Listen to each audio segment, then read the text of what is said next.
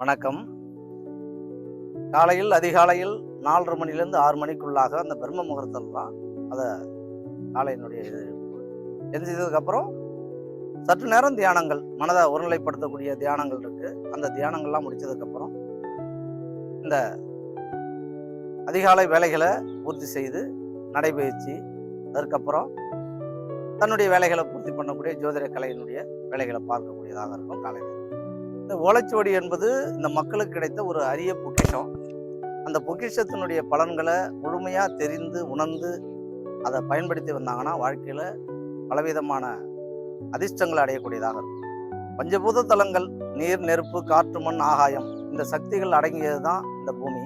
அந்த பூமியை உள்ளடக்கக்கூடியதாக இருக்கக்கூடிய இந்த ஆகாய தலமாக இருக்கக்கூடியது சிதம்பரம். இந்த சிதம்பரத்தில் இருக்கக்கூடிய எம்பெருமான் நடராஜ பெருமான் தான் நம்ம முழுமையாக வணங்கக்கூடிய கடவுளாக இருக்காங்க. பிரணவ மந்திரத்தை முதல்ல நம்ம உச்சரிக்கணும். அந்த ஓம் என்ற பிரணவ மந்திரத்தை உச்சரித்து அதற்கப்புறம் நம்ம கடைபிடிக்கக்கூடிய அந்த 5 எழுத்துக்குரிய நமச்சிவாயம், நம சிவாய நமக அப்படின்னு சொல்லக்கூடியது அந்த அந்த பஞ்சபூதங்களை அடைக்கக்கூடிய மந்திரம் தான் இந்த நமச்சிவாய மந்திரம். அதுதான் உங்களுக்கு பலன்களை தரக்கூடியதாக இருக்கும். இதுவரைக்கும் நாங்கள் அந்த ஓலைச்சுவடிகளை பாதுகாத்து வச்சுட்டு இருக்கோம். அது பாதுகாக்க அது இன்னும் புனிதம் அடைஞ்சிட்டு இருக்கு. அது மேலும் மேலும் உயர்ந்த நிலைக்கு வருவதற்கு இன்னும் அதுக்கு உண்டான பாதுகாப்பு நாங்கள் அவங்களுடைய வாழ்க்கை பலன்களை சொல்லக்கூடியது. ரெண்டாவது, அவங்களுடைய நிலைகளை உணர்ந்து அந்த வாழ்க்கை பலன்களை சொல்லக்கூடியதுதான் எங்களுக்கு ஒரு சவாலாக இருக்கும்.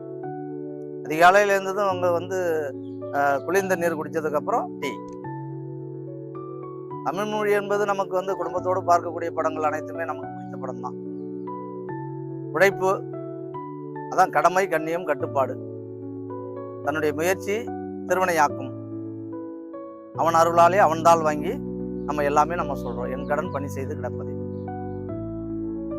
ஒவ்வொருத்தவங்களுக்கும் நம்ம பலன்களை எடுத்து சொன்னதுக்கு அப்புறம் அந்த பலன்கள் மூலமாக அவங்க வந்த நபர் அவங்க எந்த மாதிரி ஒரு சூழ்நிலையில இருக்காங்க, அவங்களுடைய நிலைகள்லேருந்து மாறி இருக்காங்களா அப்படின்ற மனதுக்குள்ளாகவே உணர்ந்து மேற்கொண்டு அவங்களுக்கு ஏதாவது அந்த நிலைகள் மாறுவதற்குண்டான வழிமுறைகள் இருக்கா அப்படின்னு சொல்லக்கூடிய நிலையை உணரக்கூடியதுதான் மனப்பக்குவம்.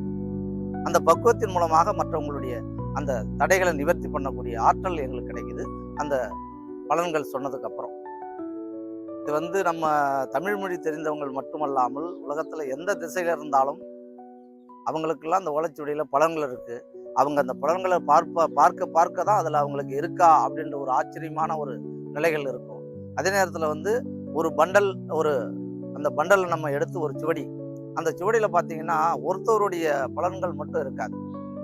அதுல பல பேருடைய விவரங்கள் அதுல வரும். அந்த விவரங்கள் இவங்களுக்கு உண்டான விவரங்களை மட்டும் அவங்களுக்கு எடுத்துக்கணும். அந்த விவரங்களை எடுத்து அதுக்கப்புறம் இவங்களுடைய எதிர்காலங்கள் என்னன்றது தான் அந்த சித்தர்கள் எழுதி வச்சிருக்காங்க.